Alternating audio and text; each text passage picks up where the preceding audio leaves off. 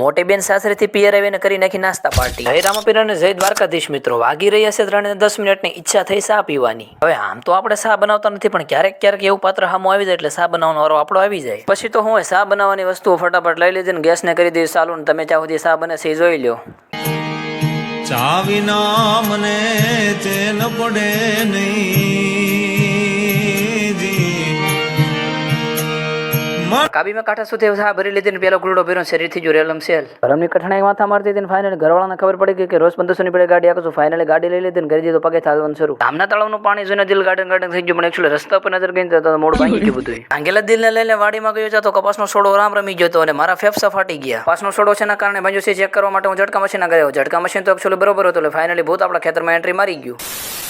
બપોર પછી ઘરે આવી ગયા ને માસીના હાથે પપૈયાનું વિતરણ થતું હતું એટલે આપણે પણ 7 કિલો શીરું ઉપાડી લીધી. છોટી મિયાને પપૈયાને એક શીર આપીને બટકું ભર્યું કે આ તો મજા આવી ગયા તો જામ્યું ભાઈ. પપૈયા ખાઈને પેટનો ખાડો પૂર્યો તો એકચ્યુઅલી સાનો સમય થઈ ગયો ને ફટાફટ ચાની કેટલી લઈને પહોંચી ગયા ધાબા પર નાસ્તો કરવા. ધીસ ઇઝ અ ખારી એન્ડ ગુજરાતી ચક્કરપારા. નાની દુનિયામાં મોટું નામ ગુસ્તું પ્રવીણાબેન સર્વે આપણી વચ્ચે ઉપસ્થિત થઈ ગયા હતા. ફાઇનલી યુટ્યુબરની સાથે મુલાકાત થઈ ગઈ. નાસ્તાની બોલે દીધી બાકાજી કી. ઘણા દિવસ નાસ્તો કર્યો તો ફાઇનલી નાસ્તામાં વારો ગયો તો કોઈ ખાઈ પહેલા આપણે બાકાજી કી બોલે દીધી ને 1500 ની બીડે ખાવાની શરૂઆત કરી દીધી. મળવી પાછા નેક્સ્ટ વિડીયોમાં. ત્યાં સુધી ફોલો કરતા જજો.